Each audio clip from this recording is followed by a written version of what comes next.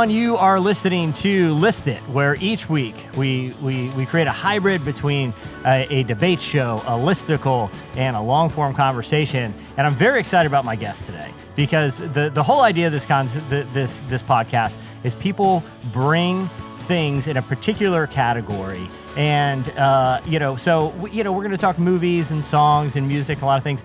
But for my guest today, I'm also using it as an opportunity to try to get some understanding of things that baffle me. And that's why I'm very excited about my guest, Science Mike. Science Mike, thank you so much for being bamboozled into being on this podcast. Oh, I was thrilled to get the invite.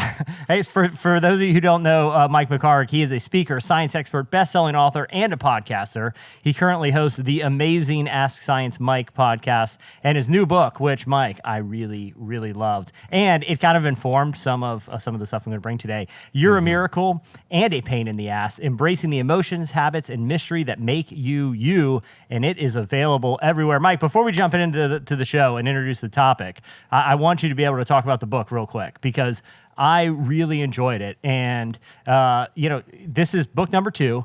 It followed Finding God in the Waves. What has the reaction been like to the new one?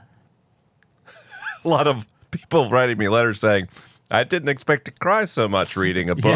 Yeah. I mean, it deals with heavy stuff right out of the gate.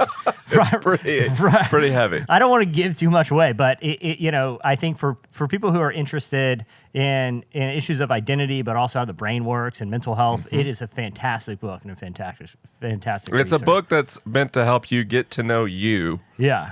And to feel more excited about all of who you are. Yeah, that's what the book is about. And it delivers. I highly recommend people checking that out and to check out Ask Science Mike. This is like my own private Ask Science Mike because, like I said, the concept of this show is I tell a guest, hey, we're going to talk about this topic. I want you to bring 3 or 4 or 5 things in that topic. And so some of them are very specific. Like I was telling Mike offline that one of my guests, Annie F. Down, wanted to do Food Network hosts, which is very specific. For Mike, I kept it as broad as possible because I have some questions. I was like, the only way I'm going to fit these into category with Mike if I just keep it really open and broad. So today, we're going to each talk about our 3 current favorite big ideas in science and technology. And like I said, mine are basically just so that I can be brought up to speed on what these things actually are. So my cursory knowledge of going through like Wikipedia and trying to understand, tech site long form articles, it just left me confused, Mike. But I feel like this is stuff that I really need to figure out because the world's changing very rapidly right now. So Mike, before I rattle off mine, what is your number 3 favorite big idea in science and tech? Big idea. What's your favorite number 3 on your list? Using germs to fight germs. Germs to fight germs. Okay, so like a coronavirus vaccine? Like vaccines would be a classic example where we take fragments of a given pathogen, typically viruses, and we use that to train our immune systems to create antibodies around that. But we also have therapies where we use reclaimed parts of viruses or specific types of viruses called bacteriophage, where we are using pieces of their physiology basically to deliver molecules in targeted ways, and things like gene therapies or CRISPR,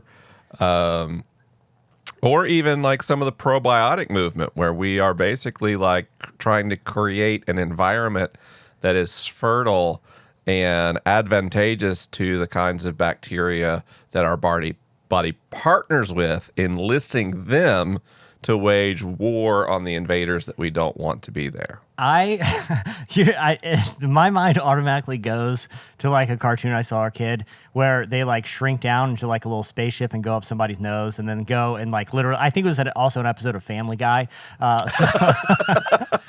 Where so you can tell, Mike, I've done a lot of research on this topic, but I mean, compared to like what scientists are actually doing, like, are they identifying germs that will, proactively go and target other malicious germs in your system? Like, what does the process look for? I guess you're not training germs to fight germs, but you're certainly introducing bacteria into the body that will serve some greater purpose. How do they identify?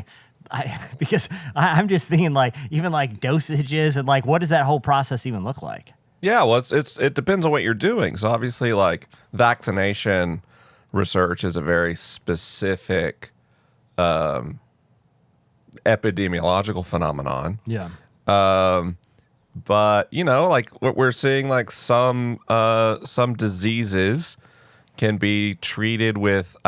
I don't know if you've heard of the stool transplants. You basically take one person's fecal matter and introduce it to another person's intestines. Mike, we're not even 10 minutes in and we're already talking fecal matter. So I feel like what can I say? I bring the fire. That's just who I am. But what we're doing essentially there is transplanting germs from one body to another. And we're finding the ways in which, our bodies, especially our GI tracts, are very rich ecosystems. Some estimates think that we could have 10 bacterial cells in our body for every human cell. Wow. And there's more diversity in number of species, types of species, in an inch of your colon than there is in the entire Amazonian rainforest. Wow. So we're finding that our bodies are these vibrant ecosystems and ecologies, and part of health is cultivating those ecosystems in a way that they are healthy. I'm sitting here sipping on my breakfast every day. I have this like plant smoothie. Okay. And there's a lot of spinach in here. Yeah. Sounds delicious. You're really selling me on it. It actually is quite good. I do enjoy it. But what I enjoy especially is the profound difference it's made in how I feel physically. So even if I eat like junk food, which I do a lot less than I used to thanks to heart disease, but if I've had something that is nutritionally balanced and has the fiber required for the flora and fauna in my gut to be healthy, the kinds of foods that used to really make me suffer, they make me suffer much less. And we even know there's really complex relationships between bacteria and the neurons in our GI tract. A lot of people may not realize that we have hundreds of millions of neurons in our GI tract. We actually have more neurons in our guts than a dog has in their actual brain. Wow. And there is signaling between bacteria in our guts and those neurons using neurotransmitters. And so if our bacteria in our bellies are distressed, that can actually cause depression in our brains as the bacteria say, basically, we need help down here. Yeah. And they try to motivate the brain, so distant as it is, to change actions in a way that can help. So the old saying that feel like when people get like stress or anxiety, they're like, man, I just got that sinking feeling in my stomach. That's real. Like that is totally real. There's some link between actual mood and something physiological going on in your guts when you have, those type of feelings. You could some physicians refer to the gut as the second brain. And when you get depressed, the neurotransmitters are sad that are released in your brain are also released in your gut. And so that can cause pretty significant gastrointestinal distress, including cramping, bloating, diarrhea. All those things can be caused by anxiety and sadness and those feelings because our whole body experiences that. One of the problems we have in the West is over-identifying the human experience with the brain. Yeah. And if we look at the brain through the lens of evolutionary biology, brains are something bodies made to solve problems. Bodies were here first. Bodies were doing their thing before brains even existed. Maybe that's why I have such a mellow disposition. It's because I grew up with the stomach of a billy goat. I mean, everything was going in there. Hot Pockets, Little Debbie snacks. It's really set me up well. I'm so jealous. I'm the opposite. I have like a glass stomach. All right. Well, hey, I want to move on to number 2, but first, I feel like I have to take the opportunity because right now we are in the middle of a global pandemic, and a lot of people are saying like the only way we're going to make it out, or at least kind of get out on the other side of this, is if when the vaccine is ready, that people that there will be a certain critical mass that actually use the vaccine. And aren't perpetuating, kind of conspiracy theories or are just uncomfortable with the idea of vaccines. Before we move on to number 2, I feel like I want to do the public a service of being able to hear your case about why a COVID-19 vaccine, taking it will be the right decision. Well, we'll have to see the outcome of trials first. So what about this one that Putin's working on? They skip trials. Yeah, that concerns me. Yeah. So the way we test vaccines to make them safe, and to be clear, vaccines are the single most effective health intervention that humanity has ever devised, other than perhaps hand washing. But hand washing and sanitation was a major health lift. But other than that, I think vaccines have probably saved the most lives. And the way we make them work is the multiple phases of testing. The first phase is where we test the efficacy of a vaccine. How well does it work? Yeah. The standard there for a vaccine to move to additional trials is it has to work 50% better than doing nothing. And then as we move deeper into phases, especially phase 3 is where you have tens of thousands of people and you start looking for side effects, unexpected behaviors or symptoms that come up from using a vaccine. And those side effects can't be more severe in aggregate across a population group than the disease itself. It actually must be much less severe. So the two things we are looking for, and there's many formulations of vaccine right now in trials against COVID-19, is number 1, that efficacy to even move forward. And then we do have, I think, 1 or 2 vaccines already moving into phase 3 trials. Those take a while. Yeah. Because it can take a while to see what kind of things come up. With COVID, we're probably going to be looking at a vaccine and then a booster you take 30 days later, because coronaviruses are relatively difficult to create vaccines for. They mutate a lot. They like to steal RNA from their host constantly, which it creates a confusing profile for the immune system to target. They don't do that on purpose, by the way. Their viruses, all they do is reproduce. But mechanically, they're a little nefarious. But if we have good outcomes in phase 1 through phase 3, then absolutely a vaccine is a smart move. And also, to be clear, we know this. Phase 3 is going to miss some stuff. Every vaccine that first comes out, we get through phase 3, you get to the general population, and then you get additional symptoms that come up, and then you'll see the revised formulations if it turns out that 3% or 5% of people have an allergic reaction, as opposed to what we consider acceptable, which is 1% to 2% for a given vaccine. And people might hear that like, what? 2% of people have an allergic reaction? How's that okay? Well, because 2% of people getting like itchy bumps is way better than 2% of people dying. And that's how we make decisions in vaccines. Well, I love, too, that their efficacy standards was basically the same thing I got in my last performance review. 50% better than doing nothing. It's a high bar. Okay.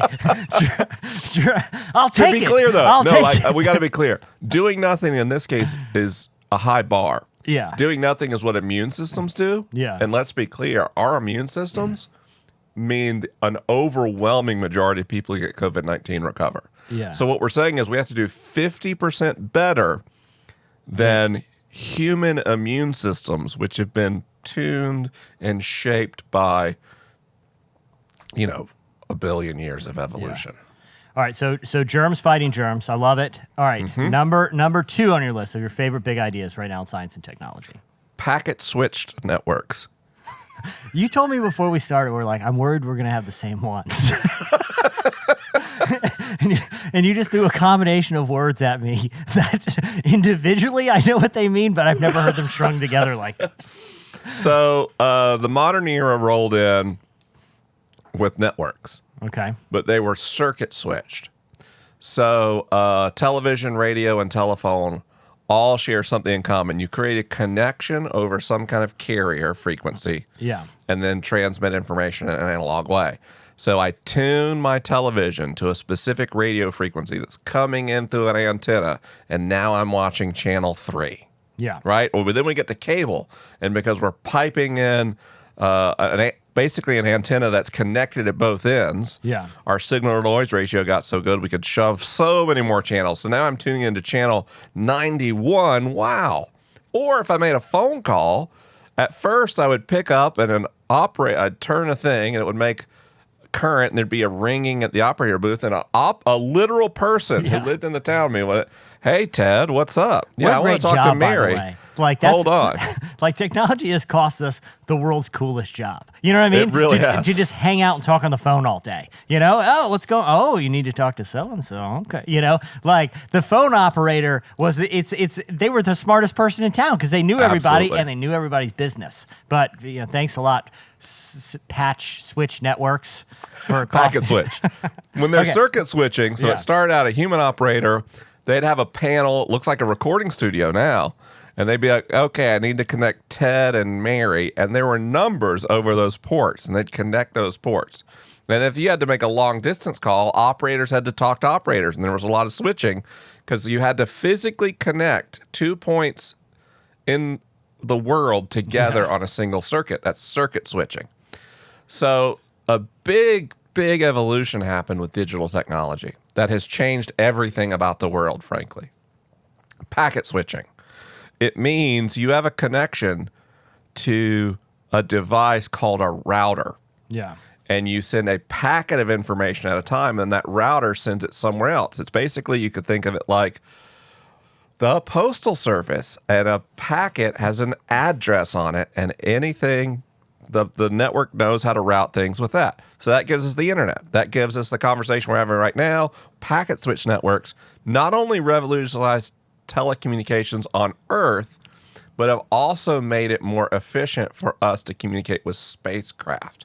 So NASA has something called the Deep Space Network that has a packet switched topology and allows spacecraft to be more robust in how they transmit and receive data, which is really important when you have spacecraft that are flung across the solar system. The way that they transfer technology, is it like the way information gets in those packets? Is it like through some sort of like compression or you know what I mean? Like, how can they get such large amounts of information to get inside, to basically kind of be inside of a bundle, when prior to that, I mean, we remember dial-up days when you're actually, when your modem's running through a phone line, it takes forever. And I know obviously the speed of the infrastructure has a lot to do with it, but also how we package information. What does that actually look like if there's, compared to the traditional way of sending information from one point to another digitally, or I guess electronically, versus how we're doing it with packets? How do they actually get the information inside of a bundle like that? Yeah, it's math. So, and the You lost me language, then you lost me. the math the internet is based on, including back in dial-up days, has largely been a technology known as TCP/IP, often shortened to IP. Technically, IP is at version 4, the version we use all the time. That's been pretty consistent for a long time. And then these are technologies that tell networking equipment how to communicate with each other and transmit data. What we've changed is above the IP level, the way the data we're putting in the packets, we change a lot. Compression and different topologies. And IP has been kind of adapted over time. We're in the middle of a transition away from IP4 to IP version 6. There's a problem with TCP/IP4. There's not enough addresses for as many devices. And researchers who created IP way back in the day never imagined the internet would get as big as it has. And we ran out of IP addresses a little while ago. And we have to use something called NAT, Network Address Translation, to mitigate that problem. And IP version 6 is meant to overcome those limitations, and we're in the middle of transitioning to that as the internet right now in a way that's invisible to most people, but quite fraught with difficulty and anxious nights for network engineers.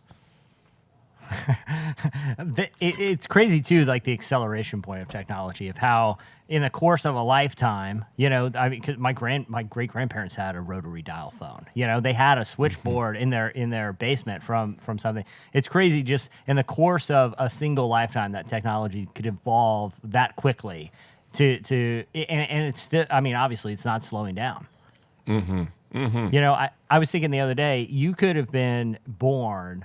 I mean, you've been really young, but you could in the same lifetime witness the Wright brothers fly a plane off a sand dune, and also a plane landing on the moon, or a man landing on the moon. It's like, that's a crazy acceleration, because the Wright brothers thing, let's just be honest, was not that impressive. Like, I'm just saying, like, I've gone to Kitty Hawk or whatever, and you can see, like, that's it. That's how far they made it. They get to be like the pioneers of aviation. That's like I think I could throw a football almost that far.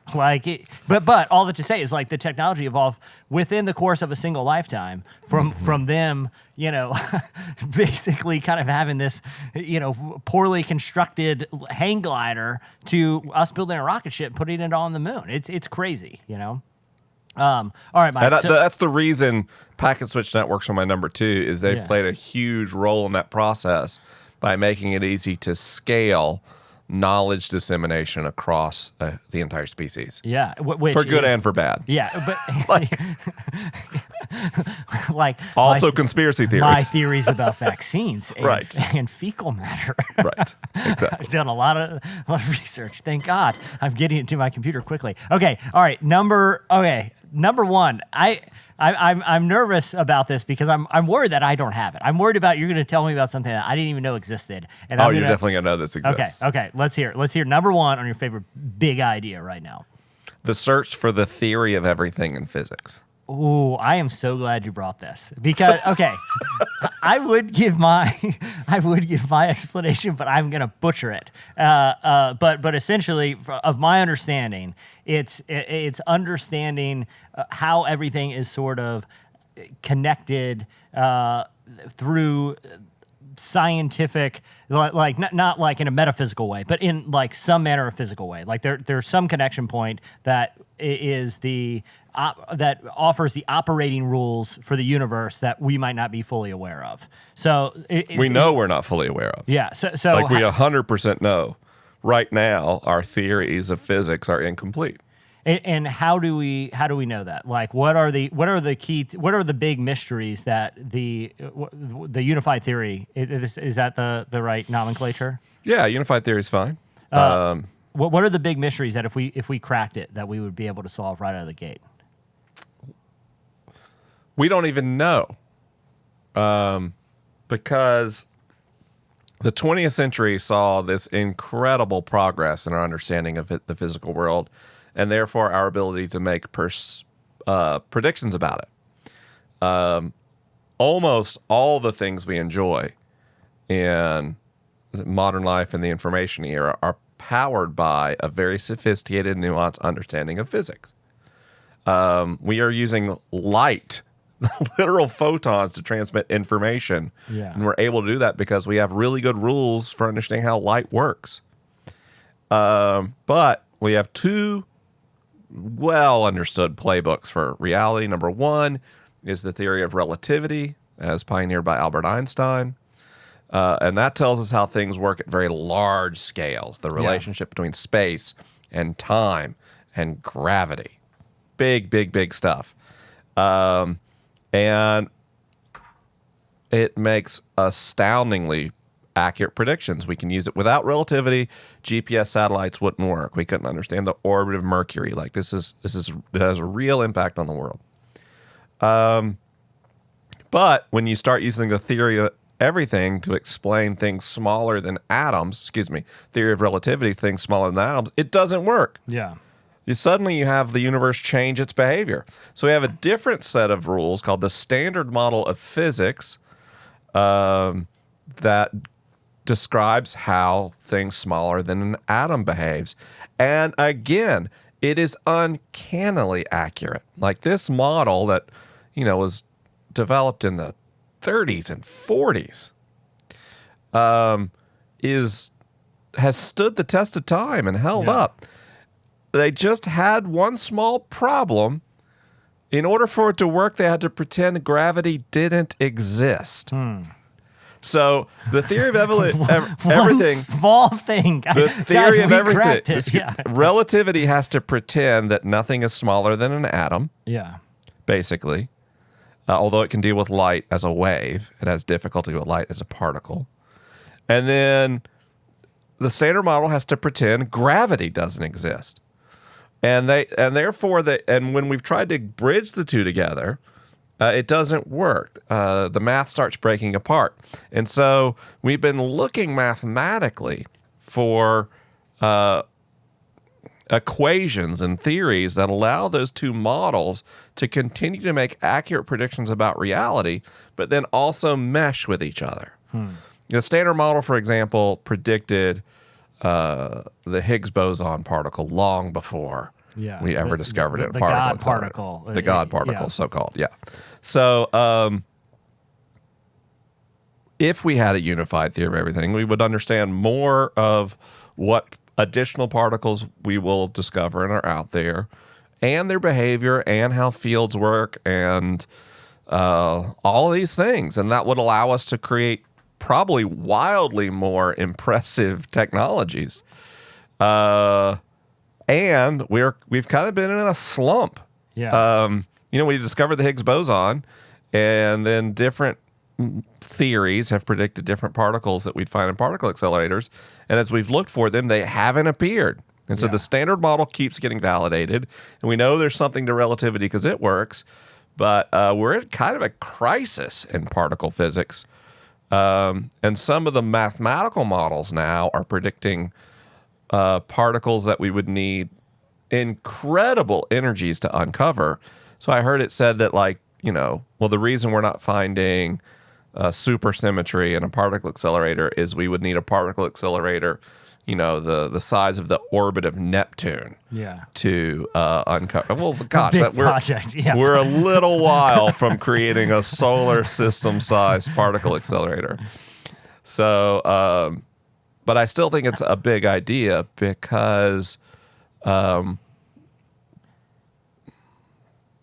this is fundamentally the most amazing thing that science does for us, is provide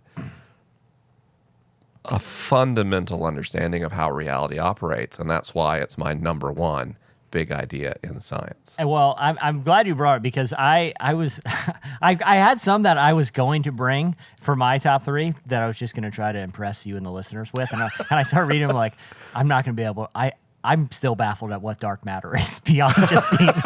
I just know there's a lot of it. We don't know what it is. And then I was like, oh, I should talk about wormholes. Like, if we're ever going to get anywhere, we got to figure out this wormhole thing. And so I started going down my own wormhole. And then there was like, for those to work, there has to be something called exotic matter, which can prevent the wormhole from collapsing in on itself. And essentially, how I heard it described in one of my just random internet rabbit holes was it would be like two black holes on different parts of the universe, creating a connection point that you could go across. But in order to do that, we would have to understand things that are so far beyond our understanding that it's unlikely. Well, look, I mean, the link Einstein made between distance and duration, that they're actually this part of the same sort of fabric, was a pretty radical idea that changed everything not that long ago. Do you think, obviously building a solar system sized particle accelerator, considering, we can barely get absentee ballots to people who need them, seems like a major feat of humanity. Is there another way that we could determine what is, the answer to some of these mysteries without with just using math and what we can currently observe? Well, using math, we've already got several models that seem to work. Yeah. But the way science works is you have to make a model that makes a prediction you can test. Yeah. And we haven't figured out ways to test this other than finding particles. Yeah.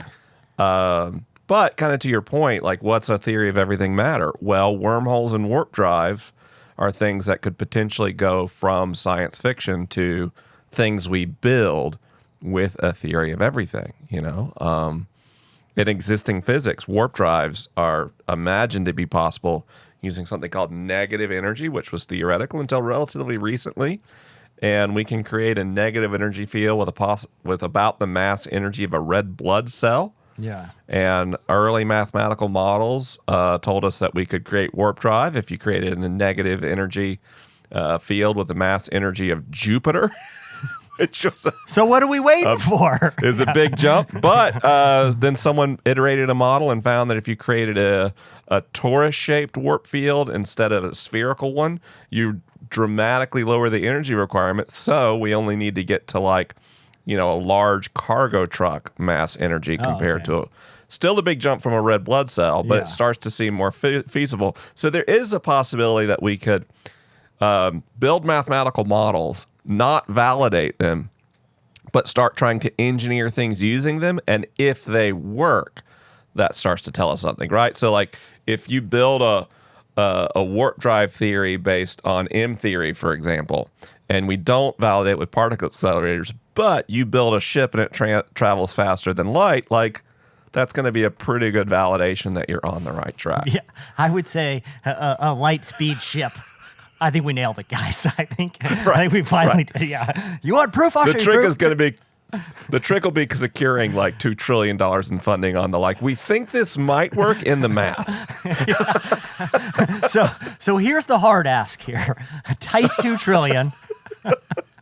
And the next thing we're going to do is shrink people down, and we're going to fight germs that fight germs on little spaceships too. If we have any left over, I think we can crack that one too. Hey, what's up, everybody? I just want to take a quick break and let you know that today's show is brought to you by Audible. Now, Audible is the world's largest producer and provider of original spoken word entertainment and audiobooks.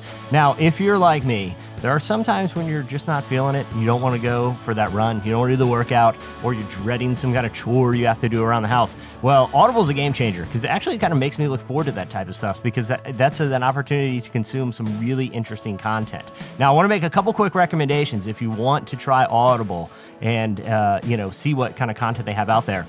I would start with Talking to Strangers. It's the latest book from Malcolm Gladwell. And what's so cool about the book, in addition to being from the mind of Malcolm Gladwell, is that it kind of blends the podcast form with audiobooks. So when you hear a quote from someone, it's actually the audio from that person. There's original music in the book. It's a really interesting experience. If you like his podcast, Revisionist History, you're really going to like Talking to Strangers. And if you're liking today's podcast with Science Mike, check out Mike McHargue's 2 books, both of which are on Audible. Finding God in the Waves, and his latest, You're a Miracle, which is about a lot of the stuff we're talking about today. The links between mental health and neuroscience and science and our new understandings of how the brain functions. A super fascinating book. And you can actually try Audible right now for free. That's right. If you go to audibletrial.com/listed, that's audibletrial.com/listed, you can start off and check out the service for free. Now, if you sign up, members get 1 credit to book any title plus 2 Audible originals from a monthly selection. So tons of great audio content. The other thing, too, is it's just really good technology. You can listen offline. It holds your spot for you. So if you listen from device to device, you can pick right back up where you got started. So it's definitely something you're going to check out. Go to audibletrial.com/listed. And you can try it for free right now. All right, back to the show. Okay, so in my number 3 and number 2 might be related, and that's why I'm interested to talk to you, because I think the first time I heard you in any kind of interview, you were on with Pete Holmes, and you had a prosthetic brain with you. I think is that something you still possess? Look at that! Oh man, I hope that goes a lot of places with you. Did you tell me one time you carried it onto an airplane and got a weird look in TSA for carrying a life-size human brain? Yes. A very weird look. You're on a very special kind of watch list for that move. They're like, we're going to need you to open this container, but is it safe? You know what you should have done? You should have brought it in like a Rubbermaid cooler. Like had your brain in a It cooler. basically was, right? Like I used to carry it in a cardboard box and got too beat up, so then I put it in like a plastic container. And you're like fidgeting everywhere. You're like, I'm sorry, I'm in a real hurry here. You know, there's someone, let's just say someone is expecting this package very quickly. Right. Okay, so you know a lot about neurology and brain function, and the reason I wanted to bring this is because it has a couple of curious things about it. So Elon Musk recently announced, sort of a new undertaking, Neuralink, and from my understanding, it's and I'll get you to dig into it a little bit more. But from my understanding, like in layman's term, it's being able to connect some sort of fiber optic type of digital circuitry into the brain that could allow humans to have some sort of interfacing with artificial intelligence more intuitively. And it could also have big... it could do things for people who maybe are paraplegic or Parkinson's disease or certain conditions. It could aid, but he also made a couple, kind of surprising statements about some of its use, which it could instantly alter moods. It could also be used for like stress and anxiety relief, or it can pump music directly into your head and actually allow you to quote unquote hear tones that are outside the spectrum of what the human ear can actually, like super, like dog, like a dog whistle or something really low that normally we wouldn't hear. It bypasses the whole ear canal and goes straight into your brain. Mike, what are your thoughts about Elon Musk Neuralink? Is it cool or is it terrifying? It's cool and it's terrifying. Okay. So that's the thing about technology. It's almost always morally neutral. Yeah. And it's in our application. Yeah. I'm increasingly pessimistic about our species' ability to apply things. Could you imagine getting like Spotify autoplay ads right in your head? Like that would, even just suggesting that it could have an application for entertainment, that makes me very nervous because it seems like anytime there's a fusion of entertainment and technology, it's quickly manipulated for commercial purposes, Okay, let's talk about fundamentally about what it is first. Okay. Because this is where I'm unclear. I mean, I know conceptually what it is, but I have no idea how it actually works and function. So to get something into a computer, you've got to translate it into ones and zeros. Mm-hmm. We are doing that right now. So we're both in front of a microphone, and as we talk, that vibrates a membrane connected to a magnet and creates an electrical signal, a waveform, peaks and troughs, up and down. And that moves along a cable to a box called an audio interface. And in that box is an analog to digital converter. Yeah. And what that does is it samples that wave many, many, many times a second and turns it into a value that's digital. And then the computer gets that. And now it's digital. Now the computer can do stuff with it. But then for the computer to do anything you care about with it, it has to get turned back into something that you can experience through your senses. So that might be displaying the waveform on a monitor, and so then the monitor becomes a display that creates things, makes light based on that sound. Or you can connect the computer to a speaker, but you have to run the process in reverse. Now you have to have a DAC, a digital to analog converter, that then takes that digital information and creates an electrical waveform that can be sent to a speaker or set of headphones. That's how computers work. Neuralink, what they're talking about is putting the sensor in your brain. It's so devious that you actually laugh at it like, I can't believe it's so science fiction. So let's sample neurological activity and turn that into digital information, and let's create the capacity for the computer now to, after it's done something, to have an output that goes into a mechanism that's accessible to brains. So since our brains are electrochemical devices, we roughly can work with the brain chemically right now through things like antidepressants or recreational drugs, all these sorts of things. They interact with the chemistry of the brain, although in very brute force ways. Yeah. What we're talking about here with Neuralink is interfacing with the brain, not with fiber optics, but electrical energy. So basically, if you put sensors in particular points of the brain, you become aware when neurons are firing. And if you've mapped a brain and you understand what those neurons may be involved with it in terms of what circuit in the brain they're in, by applying precisely timed electrical stimulation, number one, you can ascertain roughly what's happening in that brain, and number two, you can start to be a part of those circuits, and then that, theoretically, if you were able to sample every single neuron at every single synapse, you could gather extremely high fidelity information about the brain, although how we would do that medically is basically unimaginable today. Yeah. But you can learn quite a lot with less information, and if you target the right parts of the brain. So right now, for example, if you look at an fMRI scanner at someone looking at simple geometry, we're at the point already we're in a brain scan without seeing what someone's seeing. We can tell if they're looking at a square or a circle or a triangle. Yeah. So now you imagine instead of an fMRI, those are electrodes in the visual cortex, and then you can do the opposite. Is it possible to have someone see a square that isn't there?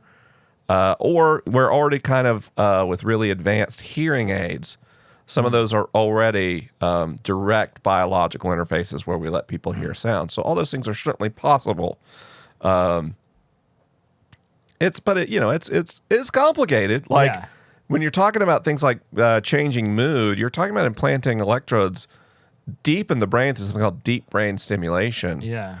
And like, how comfortable are people going to be having a microfilament that's 6 inches long and injected into the base of their brain? And then who do you trust with that access? And, already it's pretty creepy, like how much Facebook looks at, what I'm doing on the internet. And do I want Elon Musk or Mark Zuckerberg to get like some access to my thought life? Yeah, your the inner workings of your, including your things happening life. in my brain that I am not consciously aware of. Yeah. So it's cool, and very quickly you can imagine as dystopian. You're an early adopter. I'm assuming this is one you're going to sit out until at least version 2.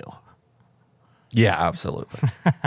All right. So my number 2 is kind of related, and it's a big idea that I just don't understand. I mean, I say that, but then if it's like Halo Infinite now on Neuralink only, I'm going to be like, damn it. I'm in. Okay. I got to level up here. New Fortnite. I get new Fortnite skin if I get this implant. Dude, I got to get it. Yeah. Exactly. They'll find a way. Okay, so this is sort of related, and I've been fascinated with this idea ever since years and years ago. I listened. Do you ever listen to Radio Lab? Of course. The podcast. So years ago, I the was gold standard of podcasting. It really is. Good old Jad Abumrad. He's like, if there was a Mount Rushmore, he'd be one of the podfathers on there. Yes. So I listened to this episode, and my big idea, and it's not because I think there's probably untapped medical potential, although there may be, but it's just something I'm very curious about, is placebo. I listened to an episode of Radio Lab years ago, and they told the story of, it started off with a doctor who, his name was actually Dr. Albert Mason, and there's an interesting article about this over at wnycstudios.org that they released with this episode. People can go back and listen to it if they want. But essentially, this doctor ran out of anesthesia when he was like delivering. He's delivering babies, and he ran out of anesthesia or anything to help these mothers deal with pain. So he developed a method where essentially he would convince them that he had done something that would relieve their pain, and they stopped feeling pain during childbirth. He went on to kind of study hypnosis, and he came across this child, and this is a documented case. Like I said, you can actually go look at pictures of this. I'm going to read just an excerpt from this article, that he began treating a teenage patient whose skin was so ravaged that after 2 unsuccessful skin grafts, plastic surgeons agreed they could do nothing else to help him. Dr. Mason knew he was up against a big challenge. Most of the boy's body, everything but his face, neck, and chest, was covered in a black, horny layer of skin that Mason said felt as if it was as hard as a fingernail, and it was so inelastic that any attempt to bend resulted in the cracking of the surface, which it gets very gross from there. I'm not going to get too much into detail. Sure. Dr. Mason actually used hypnosis on patients that had warts before. And sure enough, by convincing patients that he could cure their warts with hypnosis, the warts went away. So this is from the article. So he decided to start on the boy's left arm. He specified one body part at a time in order to isolate a direct cause and effect from his hypnosis. And the arm cleared up under 2 weeks. Later he found out that he wasn't actually treating a bad case of warts. It was actually what had been thought to be an incurable skin condition. So I did a deep dive on placebo effect and how for some people it can work just as well as an actual medicine for reasons that we don't fully understand. And I was reading something the other day that people actually report side effects like hives, even though, because they're told that's they don't realize they're taking a placebo, a sugar pill, but are told, hey, this is a new kind of medicine that may help you, but it may get these side effects, and they actually manifest the side effects. Mm-hmm. Mike, what are your thoughts on placebo? And is it, because I also know it has its critics, that they think it could be some degree of not manipulation, but the power of suggestion is pretty powerful, especially on how people perceive how they're feeling.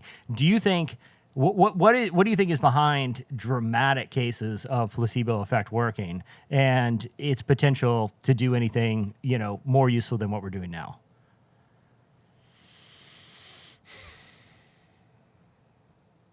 Well, I mean, placebo's well documented, well understood that it happens. Yeah. It has an evil twin called the nocebo effect. Yeah. So basically, if media starts talking about wheat allergies, suddenly more people medically demonstrate wheat allergies. And you can start testing who has a nocebo wheat allergy versus an actual wheat allergy by giving people a scratch test or a pill, and you tell them there's gluten in it. Yeah. And there's not. Yeah. And people with nocebo still break out in hives. Yeah. That doesn't mean they're faking, by the way. Yeah. The hives are real. So what the heck is going on? Our thoughts and our feelings are real physical actions in our body. They have electrical components. They have molecular components. So you cannot have a feeling without it impacting your body. And you can't have a thought without it impacting your body. Yeah. And here we are, these sacks of amino acids and DNA and RNA and proteins and lipids and all these chemicals interacting in enormous complexity, right? Like, we need supercomputing clusters to literally, like, building-sized million or billion-dollar machines to simulate, like, one protein folding in a cell. And they can't even do it in real time. I just have to note, too, you came up with the most unsexy way I've ever heard the human body described as sacks of proteins and lipids. I don't mean to. I just mean like, I'm just messing with you. Like profound complexity.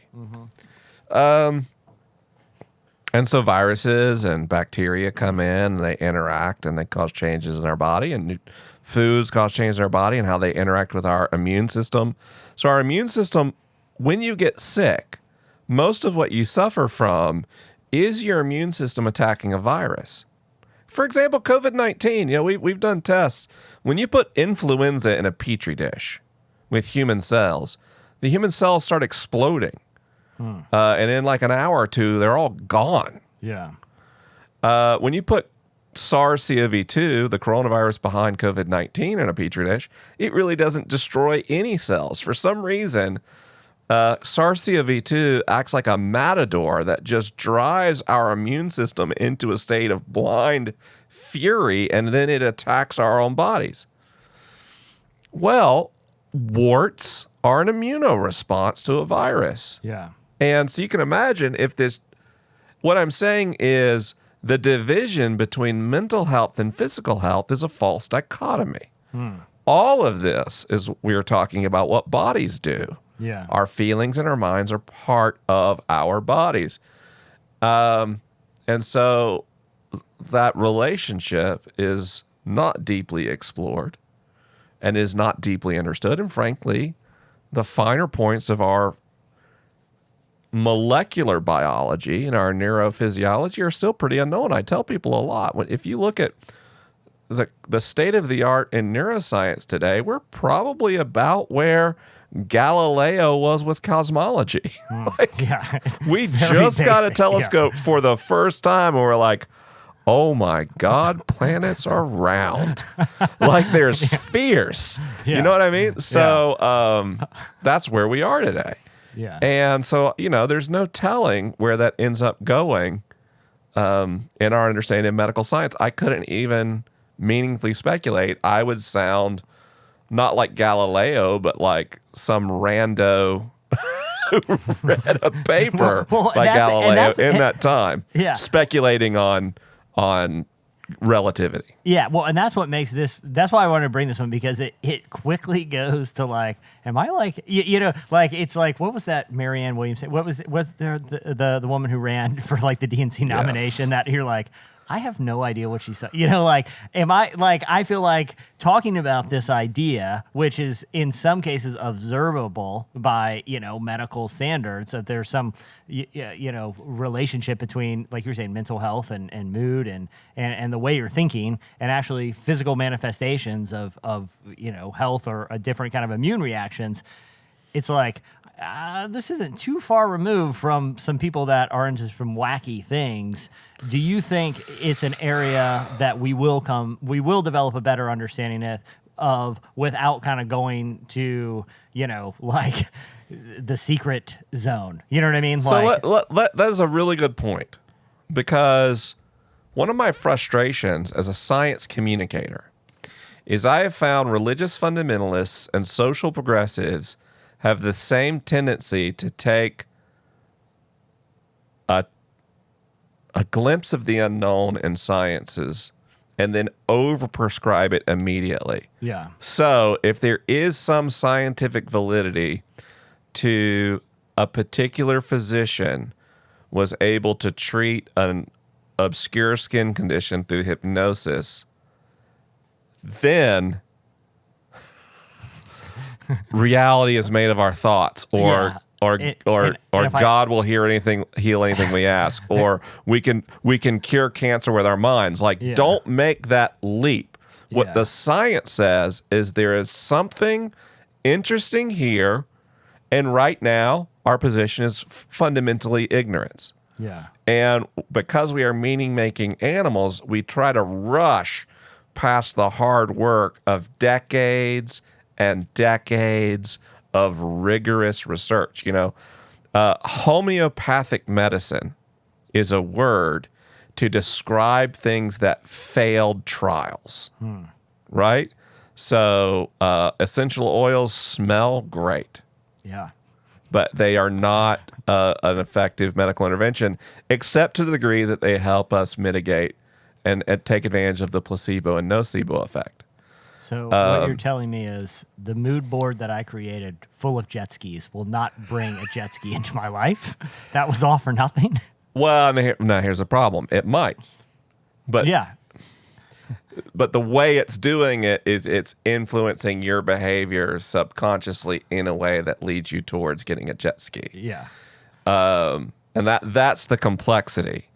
And I have a number of dear friends, not a number, the vast majority of my dear friends who tend to be very educated people. People love woo. They just love it. And you can see, because of my reputation, there's like, people get really self-conscious when they know they are bringing some woo to me. Yeah. Because they know I'm just going to be do you ever like, how do you mitigate that? Like, Because here's the thing: people who do believe in like woo, you know what I mean, who believe some kind of out there stuff, are from my experience. I don't want to like stereotype, but a lot of them are very seemingly earnest people. You know, like they Sure. genuinely believe, but how do you navigate that conversation without being like just like the buzzkill? You know what I mean? Where there are people who it's like, look, man, if you think, you know, rubbing lavender oil in your armpits every night is gonna, you know, cause your hair to grow back, then great, you know. But like, you know what I'm saying? Like some of the Number one, my wife literally calls me Captain Buzzkill. Okay. Because everybody be like there'll be like a big woo discussion with our friends around at like a dinner table, and I'll Yeah. just get like really quiet, and somebody be like, "Mike, what are you thinking?" It's like, "I'm good, Hard I'm pass. good." Hard And they're like, pass. "No, we want to hear your thoughts." I'm like, "You really don't." Yeah. You know? And somebody like, no, tell us, and I'll just be like, Let me start off by saying you couldn't be more wrong, and Right. you know nothing about what you're talking. Yeah. It's the cabinet battle in Hamilton. I start out, you must be out of your anyway. But the other thing, if it's working for, I'm okay with people believing what they want to believe if it helps them, as long as it doesn't hurt people. Yeah. So, Yeah. like, if you think essential oils are helping you, great. Yeah. If you think vaccines cause autism, now we're going to have a tough conversation. Yeah. Now there's a real cost to disinformation. Okay. Speaking of woo, my number one is something that I've. Speaking of woo, let me put on my safety belt. Okay, so this is something that I've been fascinated about for a really long time, but don't fully understand. And I've heard it like manipulated by. This is a lot of qualifying for my number one. Put it as number one. But I've heard it manipulated by people who are kind of on the woo end. There was a movie like What the Bleep Do We Know that this was kind of one of the central constructs of. And the more I've tried to understand it, as I feel like people who actually know what they're talking about understand it, the more confused I get. And that is the observer effect. And, you know, kind of the first time I sort of like basically Schrodinger's cat. Like, you know, Edwin Schrodinger had this, you know, the what was it? I read a book about him, the Copenhagen interpretation of quantum mechanics, where he said it was so baffling to him that he created this sort of absurd thought experiment that there is essentially a cat inside of a box.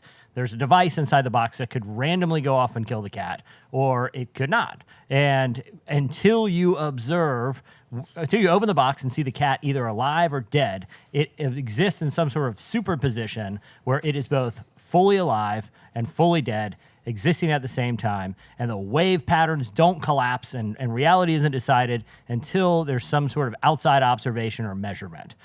You know, they've done something called the double split experiment, where they Double slit experiment, where, again, this is a horrible explanation of it, but essentially they shoot particles through these two slits to see if it will leave a certain kind of pattern on a screen behind these two slits. Depending on whether they're measuring the particles or they're not measuring the particles, they behave differently. Now, am I butchering that entirely? And if so, what the heck's going on? So in Schrodinger's cat specifically, Yeah. the experiment is you have poison. The poison will be released by a radiation detector. You have a radioactive particle that has a 50-50 chance of decaying in the amount of time the cat is in the box. Okay. So that's how you bring in the quantum element to it. And it's this notion of superposition, where subatomic particles can be in multiple states at once. And in the dual slit experiment, depending on whether there is observation made or not, you either get discrete lines on a piece of film, or you get like gradients as you would get from a wave, or lines as you would get from a particle. The thing with the observer effect, as we understand it today, that you have to remember is it's not as fancy as the word observation applies. Okay. Because of the way physics works, observation means particle interaction. Okay. So if I view something with my eyes or with a measurement instrument, there has to be a particle that carries information, which means another particle will strike the particle, causing the duality to collapse. See what I mean? And that means like particles are introduced into the box before the photons strike the film and the wave particle duality experiment. It is still super weird. Yeah, because what some people's probably incorrect or simplistic interpretation is that somehow the consciousness or some sort of like conscious outside observer dictates reality existing. Like I've heard it framed that like basically if a tree falls in the woods and no one's around to hear it, it probably didn't fall because it probably wasn't there. Like essentially like there's something about conscious observation that is dictating reality happening. Now that seems completely insane to me, but I've heard people sort of make that case when they're trying to describe what's happening on some sort of quantum level. Yeah, well, you know, if you use an instrument as the observer, it collapses superposition. Yeah. So is a light meter a conscious observer? I don't know. Yeah. We're getting really deep in philosophy there. How high tech is this light meter we're talking? Right. But that's sort of what I mean. Now that said, you know, we've been looking for the edge of what can be put in superposition because you immediately go, well, you can't put a cat in superposition. It's an interesting thought experiment. But it can't be dead or alive. Because it's only subatomic particles. But we've done now the wave slit experiment. We've done it with atoms and kept atoms in superposition, which that was a big deal. Yeah. And then we started doing it with molecules and then increasingly large molecules. And so we're finding we can put some pretty big stuff into superposition. So, you know, there is this question of like, forget a tree. 2 asteroids collide in the asteroid belt. Okay. Where we know there is probably not a conscious observer. Yeah. We know the particles, light leaving that phenomenon does stay in superposition until it's observed. You know, we can run the wave particle experiment with photons that left stars hundreds of millions of years ago. Yeah. And they obey the terms of the experiment. So in an odd way, an observer is impacting the behavior of a particle of light that was emitted from a star before human civilization, before hominids appeared on the earth. You see what I mean? Like that gets weird. And we, you know, this is an interesting and unknown idea in physics that we're still exploring. That's why my number one thing in mind and why we did end up having the same topic was that search for a theory of everything. Things like superposition defy not only our intuitive understanding of the universe, but actually challenge some of our models in physics as well. Like we can mathematically describe superposition. We don't know what it is. Yeah. And we don't know when it does and does not work. Yeah, because it's counter to, like you said, just the basic intuition of how things operate, which it's either one thing or it's another thing. Not it's both things at the same time. Until one part of it is measured, then all of a sudden, for some reason, the superposition collapses into a single position. It just seems totally baffling about what's actually going on there. Yeah, and it's because superposition doesn't have any bearing on human survival. Yeah. And all of our senses and all the ways we think and all of our intuition, those are tools that our brains and bodies use to help us survive. And understanding relativity or the standard model or quantum superposition, none of those things help us eat, mate, and survive. And so our intuition is not equipped to deal with them. So you're telling me understanding it better won't bring the jet ski to me either? Because I don't think so. You know, there's this great line in, I believe it is Kaiku's book. I don't remember which book it is. The Future of the Mind, maybe? Anyway, he's like, talks about how intelligence is a predictor for mating success. Yeah. And he basically says, hold on, nerds. I'm not talking about book smart. I'm talking about quarterback smart.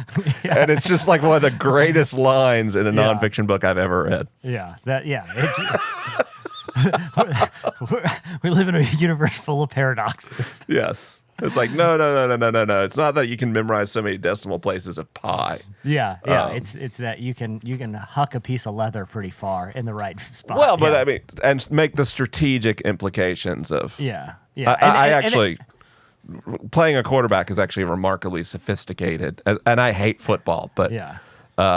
I get his point. Well, and two, it's one of the few positions in sport where you're constantly under physical danger, a physical threat. Like if I'm playing basketball and I take a jump shot and I miss, I'm not going to get. There's no one going to hit me. You know what I mean? If the quarterback holds the ball just a little bit too long or makes the wrong decision, there's physical danger. You know that he has the threat of violence against him just for making a wrong decision. It is an underappreciated. Well, they're also like the most normal person on a football field. Like if a quarterback walks in, you're like, that's a pretty fit guy. Yeah. But the rest of the team are like, they look like members of the Avengers, you know? Right. Yeah. where Peyton Manning walked, and they even talk like Peyton Manning. It's like you don't even need to be a football fan to know Peyton Manning. He even talks like a dad who lives next door and tucks polos into plaid short. Oh, hey, I'm Peyton Manning. Right. Geico, right. Yeah. Just like regular guys, and then Thanos and the Hulk are running at you. So what you're saying is we've discovered that the peak human condition is a good quarterback. I think that's what we can all try to subscribe to. Mike, this was a lot of fun, man. Thanks, Jesse. It's good to be here. Yeah. Hey, listen, everyone can follow Mike on Twitter and Instagram at Mike McHargue. And like I said, check out the book. You're a miracle and a pain in the ass. And downloads Ask Science Mike. Trust me, it'll make you smarter, guaranteed by me. And if that guarantee, if it doesn't live up to that guarantee, he's at Mike McHargue on Twitter. Let him know. He'll figure out a way to make it right. But he's personally backing my personal guarantee. All right, that's it. That's right. Listen, leave a rating review. Thanks for listening, everyone. We'll see you next time.